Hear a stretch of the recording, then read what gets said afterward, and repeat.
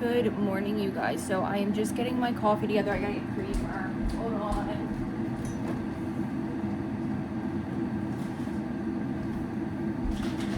I am resuming my vlogging. I do have one video.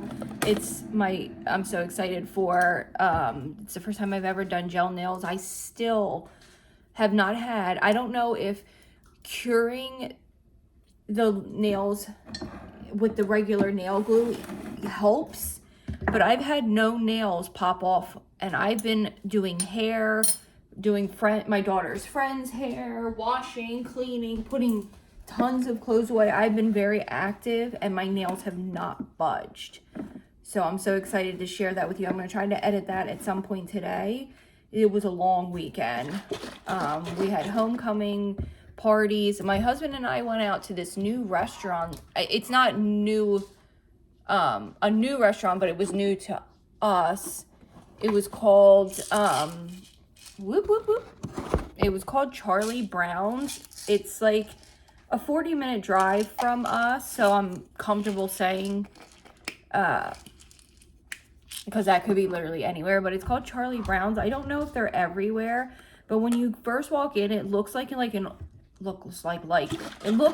old house, and they have tons of bookshelves where you eat, and it's got a very funny menu to me, but the food was fantastic. A lot of it is like German, and then they have a lot of Asian inspired dishes too. We got pretzels and a pound of barbecue wings for our entree. We were starving. We hadn't eaten anything, and it was already almost 7 o'clock when we got there. And my husband had been drinking because we were at my daughter's best friend's house, and they love each other, and then they start goofy and drinking, so I needed to get him to eat immediately. If one of us is drinking, the other one doesn't. I hadn't drank that day. I ended up going, then he got a New York strip steak, and he said it was great, which is, you're taking a chance at those little kinds of restaurant, like, that aren't like steakhouses, but he said it was really good, and it smelled good, and I got cheddar bacon, and I don't like bacon, but this was so good. It was cheddar bacon, onion, pierogies. It was meant to be an appetizer, but I asked if I could have it as my entree. And because I had pretzels and I had a wing, they gave me a lot of pierogies. I think I got 6 of them and a side of sour cream. Now, I'm like a major pierogi eater. I love them. I never have eaten them in a restaurant. I always make them myself. When I make pierogies, I let them thaw. And I like that, whatever that name brand is, I can't remember. I don't buy off-brand of pierogies. Mrs. T pierogies, is that what it is? I love them, but my favorite is the onion flavored ones. I've never made them homemade, but what I do is I thaw them out, and then I do olive oil and a tablespoon, or a little more than a tablespoon of butter. I melt it. I saute my onions till they're almost caramelized. That way they have that sweetness to them. Then I fry my pierogies up. I do a little bit of salt, pepper, garlic on them. And I like them to have a little bit of a crisp, like a little bit of a bite on the outside. And I always serve them with sour cream. When I was little, my grandmother used to make potato pancakes when you shred them with the a grater. You shred them real small. You do the flour, like a flour egg mixture maybe, and then you pan sear them. And we used to eat them with sour cream. Sometimes we would eat them with, oh God, apple butter. I love apple butter. I like them because you can eat them savory or sweet. But yeah, it was a nice weekend. The dinner was good, and it was just he and I, and we had a nice time. I did get the carrot cake because I always get cheesecake. I brought it home, and that was the only thing I didn't like from there was the dessert. See, I feel like with carrot cake, the cake part doesn't necessarily need to be super duper sweet. I would prefer the cake part to be more like cinnamony, nutmeggy, and carrot tasting, and then go heavy on the cream cheese frosting and make that super sweet to kind of balance it. But the cream cheese frosting, they definitely did not add enough confectioner sugar to it.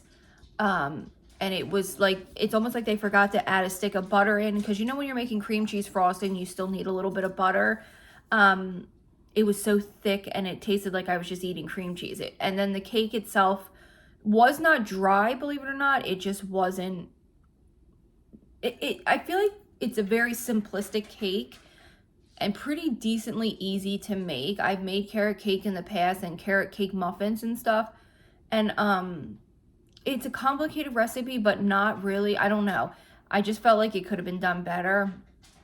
And I just wanted to try something different because I always get a slice of cheesecake.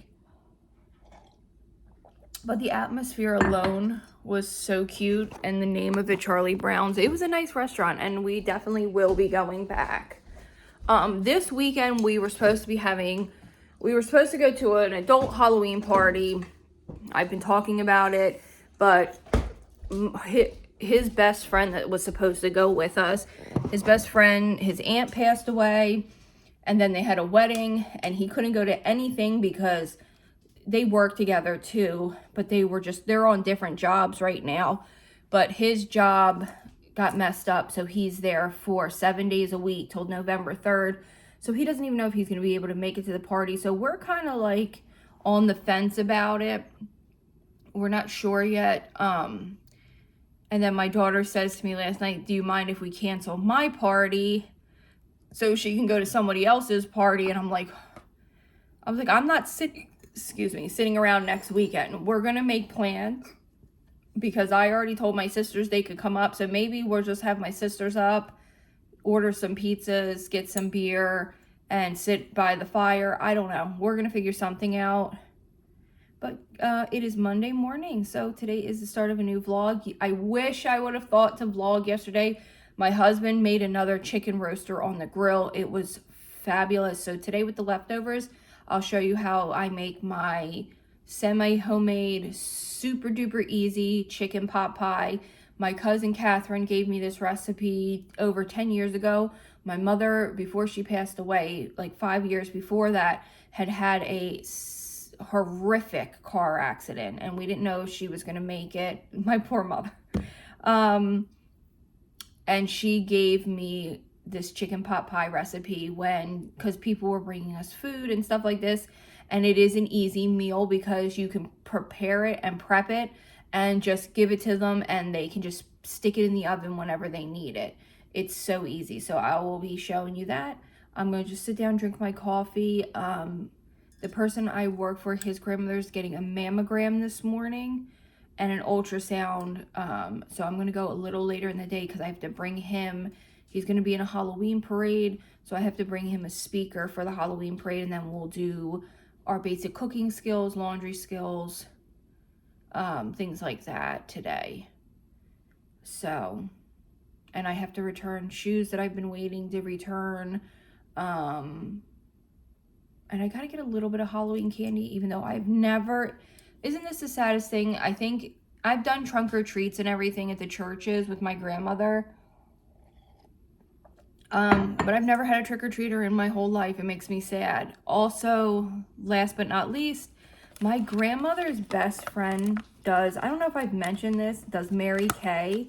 I would love, she keeps bugging me to do it. Like, seriously. And I'm like considering it, but I'm like, because the makeup's decent, but the skincare is fabulous too. But I'm just curious if any of you have any experience with Mary Kay. If you've used it, if you like it, if you buy it, if you sell it, anything. I mean, I know a lot of these people say, that's embarrassing. I know a lot of these people say it's an MLM. Is that what it is? But I don't know. Is it because so many people sell it and it seems so popular? But all right, you guys, I will be back when I have gotten my hair fixed and dressed. It's so early. I just dropped Brooke off at school. It's only like 7 o'clock in the morning, 7:10. So I'm going to just drink my coffee And in about 20 minutes, I'm going to go get ready for the day. So, all right, I'll see you in a little bit. Okay, I wanted to show you my look for today. It's showing up so orange on camera, but in person, it's more like a reddy brown. And I did glitter, of course. I can't help myself, but this was today's look. I just wanted to show you really fast before I go get my clothes on for the day and figure out what I'm going to do with this mop. I got this dry shampoo. It is the regular Batiste, but I got the Barely Scented. I don't know why they're marketing it as a barely scented dry shampoo. I don't so like I don't want people, maybe if you have asthma or any type of breathing issues where scents bother you, or if you have migraines or whatever would bother you, I don't want you buying this in the hopes that it's barely scented. It is a very non-offensive smell, so it's not like that super coconutty, it's not that super ambery smell that some of them have, or pineapple. I don't want to waste it because it's so expensive. I don't know why Batiste is so expensive. It has a perfumey smell. It kind of reminds me of like just an expensive shampoo. It works fantastic. I mean, any Batiste brand, anytime I use anything else, I go back to it. I'm like, why do I even attempt? But in case you have problems with your breathing, I want you to know that that definitely is not barely scented. I feel like that's kind of insane that they can market it as that. God forbid someone does have issues with breathing or migraines. It's not as heavily scented as the other ones, but it still lingers. Not in a bad way, but I know what it's like to expect something and then you're like, oh man, I don't feel good because of this. So, yep, this is just the makeup look for today. Not doing much today. I had a few things I have to do, and this is what always happens to me. Like, I know I have errands to run. I gotta go get gas. I have to return my daughter's shoes, and I don't like leaving the house. It's terrible, but I have to go to work for a little bit. It's still really early. I don't even think it's 10 o'clock yet, so I'm gonna get dressed and go about my day, and I will be back when I show you how to make my chicken pot pie. But while I'm just sitting here kind of fiddle farting, I gotta tell you about this. This was so cool. I saw it on TV. I'm gonna say now it's been about a month, and I just thought about it because I was watching some documentaries on YouTube. Where I used to live in South Jersey, I don't live there anymore. None of my family does, so I feel okay talking about it. And the reason I brought it up was ID did an entire special on this where I lived. So I used to live in Delhaven for many years. It was my aunt and uncle's house, but I had lived with them on and off my whole life. And I went to a Catholic private school that was right across town, maybe 5 miles away. And we would always do prayer vigils for this situation and everything. And they did a whole ID special on it. So in Delhaven, the whole area, I'm being generous by saying it might be from the bay to the beginning might be a 5 miles. It's the smallest little town.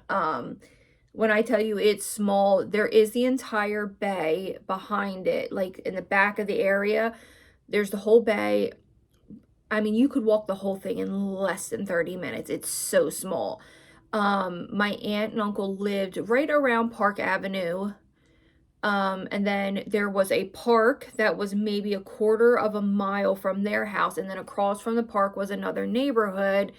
And I don't know if anyone's heard of this, but it was where Mark Himebaugh went missing and was kidnapped in the early 90s. And then my aunt and uncle moved in relatively in the early 2000s, so maybe 7 years after the initial kidnapping. And I remember doing at church when we would do prayers when it was like his time of the year that he had gone missing. He's never been found, but I watched a whole documentary series on it, or on the ID. They did a whole hour series, and the two people they interviewed that apparently had witnessed what they thought was his kidnapping were our neighbors. They were our literal neighbors. I was best friends with their daughter growing up. So my aunt's house was here, and you could, facing their house, like directly across the street, maybe 50 feet from each other, was them. And they never told us once. They never mentioned this. And they were very close with my aunt and uncle.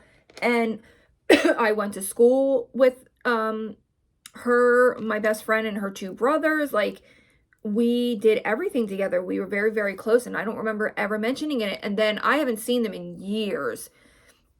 We just lost touch, and they moved, so they don't live there anymore either. But then I'm watching this ID special, and I'm like, there's no way that's our neighbor. Like, and I take a picture of it, and I send it to my aunt. I'm like, is this so-and-so? And she's like, I very much think it is. I'm like, holy shit. And then the name comes up, and of course it was them. And I was like, that is incredible. But I'll link a story, like anything about this young boy. He was like 9 years old, and it's so crazy because everything he did that day leading up to his kidnapping, before he was kidnapped, is stuff that we did as a kid. And it's kind of frightening. We used to spend so much time at the park, and we used to go watch brush fires when there was always brush fires down at the marsh.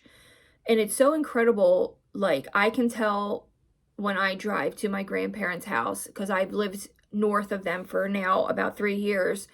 And anytime I hit the marsh area, the smell is just, it stinks so bad, but it's very nostalgic for me because it's home.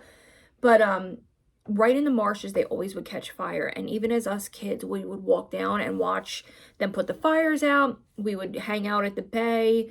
And it was just something that you would never think of. And they always redirect traffic. The fire company is only, their volunteer fire company is maybe 6 miles up the road from the bay. Maybe that, not even. No, I'm going to say closer to like 3 or 4 miles. When I tell you it's a tiny area, you could literally walk the entire thing. It's so small. So apparently his mother was running errands or had to go help somebody, and there was traffic being redirected because of a fire down at the marshes, and he asked his mother, could he go down and watch, and he never came home. She still to this day lives in the same house. She's never moved, never changed her phone number. It's quite tragic, the situation. I'll link any articles so you can read it if you're interested in true crime like us. And I guess as a teenager and as a young kid, you don't understand the magnitude of living in an area like that. As an adult, I can't imagine that my family, like my parents, let me even walk out the door alone in that area. There were so many allegations that he was kidnapped by a male prostitute, sex worker. I don't want to say anything incorrect. And he was photographed and then assaulted and unfortunately passed away. No one knows what happens. No one's ever found his remains or found him. But I just thought it was incredibly interesting. So I'll link it. Maybe I can actually link the ID special, or at least put the information. So I just was thinking about it. I often think about the case because it is so close to home, and living in the area that it happened. It's pretty incredible. I've always had a thing for true crime.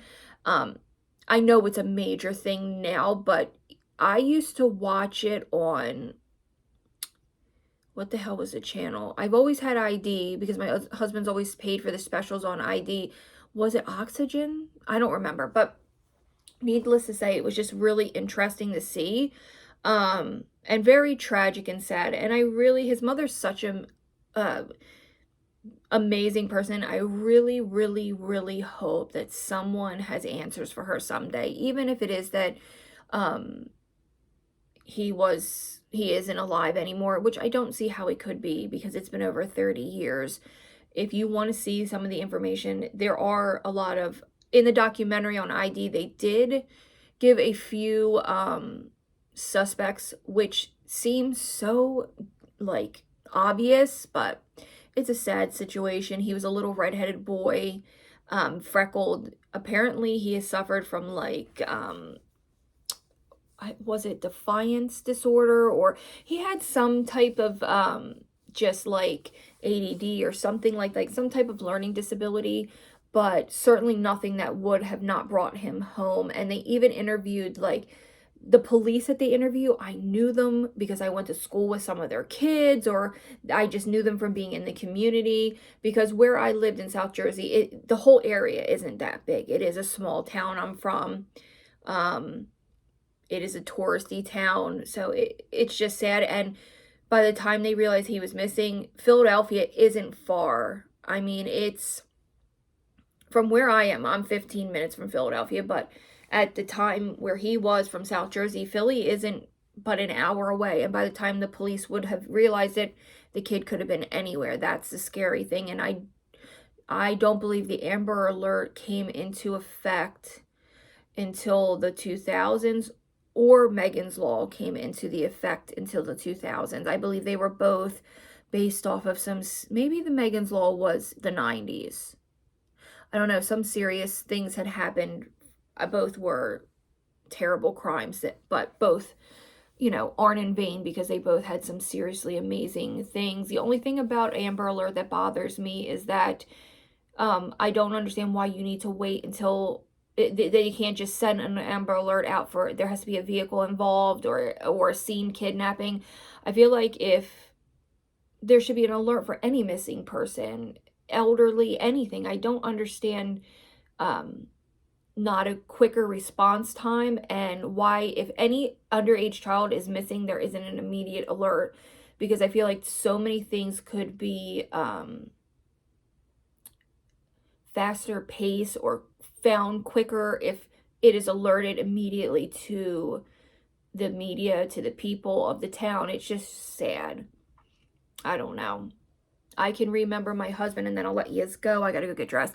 My husband was a volunteer fireman for the beginning of our marriage for a very short time before, when it wasn't for him, but he did it for a short time, and because of an Amber Alert, he and a group of men were able to spot a vehicle of a missing child and get the kid back. It was a familia, is that what it is?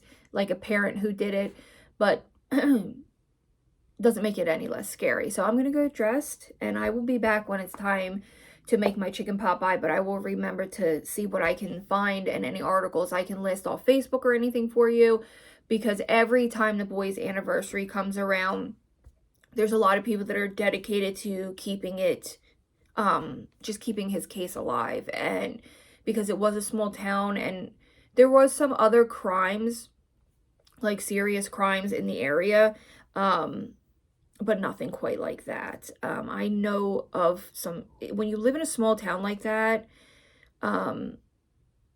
crazy shit happens. I could tell you one story of it's a very triggering thing, and if you're not into true crime, it could really, really bother somebody. But I can also tell that if someone's interested, because it was a family friend that it happened to. It was the most devastating time in our lives. But yeah, our life has been filled with a lot of crazy drama. So I'll see you later. Okay, so I want to show you what I'm going to use today, because I just have like, it's like what the heck do they have it, like what do they call it when you just get everything out of the fridge, like just trying to use up stuff.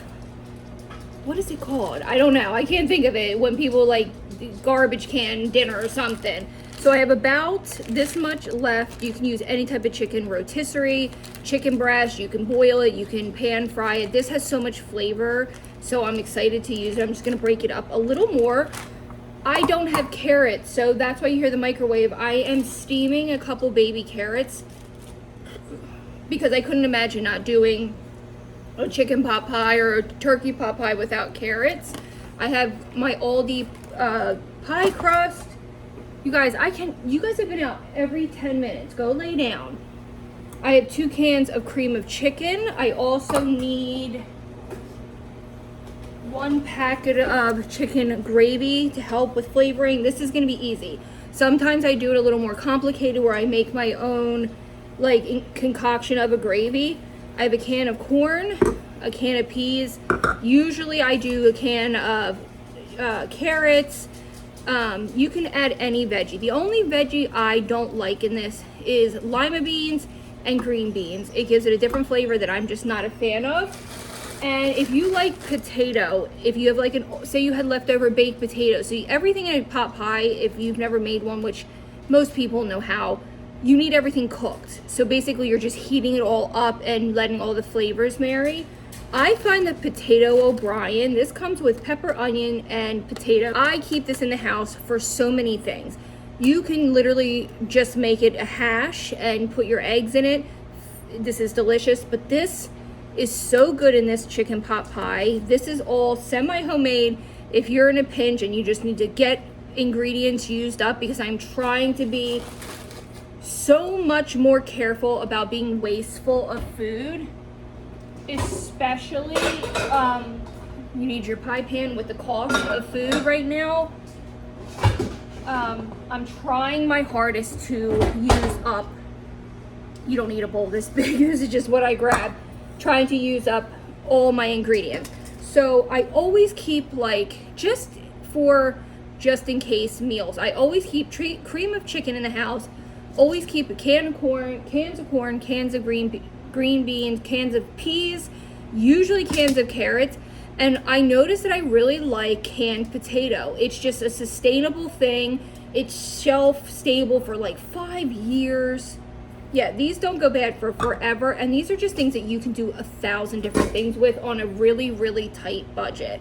This is really affordable. You literally could throw anything. If you wanted to do a vegetable pot pie, I've done that for my sister who's a vegetarian, and I just did tons of veggies with the same broth. She's more of a pescatarian because she'll eat some chicken dishes and she eats a ton of fish, but you could do this any way. You can omit things. I'm just showing you what I'm doing to use up leftovers and to make a hearty, nice meal that will feed us for the next 2 days, because I don't have a lot of time with working right now. So I'm gonna open everything. Make sure you drain all your veggies and rinse them just a little bit. So I'll be back when I get everything open and ready to go in the bowl. I don't have a lot of time. I have to still go get gas. Just like, the day gets so fast. I'm so ready for that extra hour during the day. Okay, you guys, so this is, hold on, let me fix my tripod. These are all drained veggies. This is a great for, like, say you have leftovers from Christmas and you're sick to death of eating just leftovers. You can make any type of pie. Like, my grandmother always did turkey, chicken. You could do ground beef if you wanted to and do a brown gravy. This chicken is so beautiful. My husband roasted this. If you have a bigger family, my hands are clean and it's just he and I eating this anyway. If you happen to have a bigger family, add extra veggies. Double up on the cans. You also, which is typically what I used to use until I started doing canned veggies just because they were sustainable and cheaper when groceries weren't so high, I preferred frozen vegetables. I really did. But these do the job and are still good. I do still like my frozen vegetables just a little bit more. But yeah, this recipe, like I said, my cousin had given me when my mom had a car accident, and I've been making it ever since, and I have never fed this to someone that didn't love it. And I do something a little different every time. It's just my grandfather, this is one of his favorite things that I make, and I feel bad because I just don't cook for him enough because I'm just not close to them as far as living near them as much as I used to when I lived down the street. I'm sorry if this is a little long-winded for a chicken pot pie, but this is just a very affordable, easy meal for people. So I'm just gonna dump in I don't know, like a quarter of the bag, more than a quarter now that I just dumped out, half the bag. This is still going to be a pretty fat, hearty, I thought one fell down my sleeve. Oop, that is very, very hot. And then I have my steamed carrots right here. They're still like a little, I'd say they're still a little bit al dente. There's my fork. And I'm just going to take them and, actually I'm just going to break them up. They'll cook more in the oven once it's in the oven baking. Oh, these are not anywhere near done. They felt done. Okay, that was a fail. Let me continue to steam these. Oh shit, that is so hot. And we'll do the gravy while we're waiting for these to finish steaming. Damn, that was hot. I'm gonna add a little bit more water to that. I don't know what my dogs keep wanting to go outside for, what they're up to, man. Okay, let's start this, add a minute or so. Okay, so now what we're gonna do is, you can definitely add salt, pepper, anything, but I do this in place of the salt and flavoring because it just gives it a lot of seasoning. So I'm gonna do about half the package, and then I'm gonna go in with my cream of chicken. You don't need to add any liquid to this though, you guys. The cream of chicken does it for you. You definitely don't need any more liquid. I mean, you can do whatever you would like. I don't find that I need more liquid. I find that this makes its own gravy, and I noticed that you definitely don't skimp on the 2 cans. These are 50 cents at Aldi. You need them. You need both cans. I've used only 1 can in the past thinking it was enough, and it's dry. Always 2 cans, and the more ingredients, definitely add the extra cans. My grandmother made that mistake. I gave her this recipe, and for some reason she only did 1 can, and it was just a little too dry. You could definitely do a little chicken stock if you feel the need to, but I'm telling you, this is plenty gravy. This will make a beautiful gravy, and when you bake this, I definitely recommend doing it on a cookie sheet. So I'm just gonna stir this up, and I'll be back when I'm ready to put it into my pie crust. I'm just gonna clean everything up. This would be when I'm gonna add black pepper, a smidge of salt, but those peppers and the onions give it a beautiful, delicious flavor. And I'm gonna check on my carrots, and I'll be back. And then you do an egg wash on top. You know what? Something is just not working right with these carrots, and I'm just gonna go with no carrots. I do not like wasting food. It is definitely a major pet peeve of mine, but I wonder if they sat just a little too long in the refrigerator, and that's why I would rather be safe than sorry. I hate wasting food, but you know what? This is real life. So let's do our pie crust. It's gonna be delicious either way. So let's just get going. Let's move on because it does upset me. I never make it without carrots, but you know what? It's okay this time. It's very, very rare so that I waste food. I try really hard not to.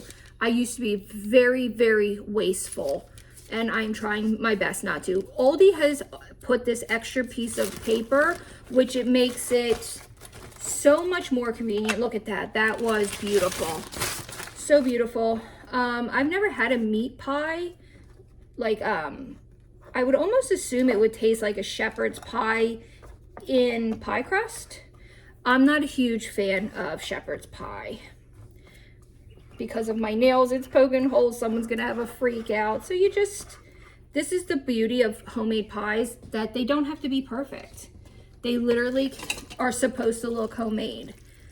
So I'm just gonna add this. I'm not gonna bake this right now.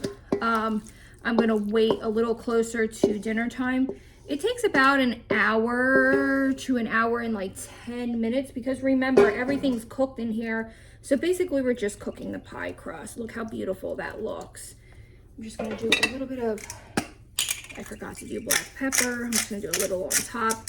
And then we will salt to taste, just because we're just trying to be careful with our salt. Where did I put I'm a little discombobulated today. So let's do the top, pinch it, and then we'll vent it, and then I'll set this in the refrigerator till dinner time. I pull it out about 15 minutes before I'm gonna put it in the fridge, just so it's room temp. Or you could probably leave it out on your counter if you're gonna cook it here like in the next hour or so. And then I just pinch the sides. I don't care what it looks like. Hair in my mouth. I just pinch the sides up. I always keep pie crust in the house because again, this is just such an easy meal. I also cooked couscous for the first time yesterday. I made garlic and olive oil couscous, and my husband and I really, really liked it. it was nice. It's something we had never had. The next thing we're gonna try is quinoa. I have like a really big gripe with quinoa. Look how beautiful that is. It's not really funny, but it is funny. I actually had a person tell me when my mother was terminal and gonna die in less than a week's time, that all she had to do was eat quinoa and it would cure her of terminal lung cancer. So yeah, you got to be careful what you say to people because it's cruel to have said that. So I would never eat quinoa for the last 7 years. Beautiful. And I will be back. I'm going to do an egg wash right before I pop it in the oven. I hope this helps somebody. You guys, I know it's very, I get nervous posting recipes. I don't have my wedding ring on because I was washing my hands and cooking. But I love sharing easy, affordable meals. And everything in this, I'm almost positive you could probably get everything at Dollar Tree if you are or Dollar General if you are in a major pinch. Like I said, like to tell you guys, never ever feel bad as long as you are feeding your family. And this is a full meal. And if you wanted to bulk it up, you could put like a piece of butter bread on the side. So I will be back when we are baking it.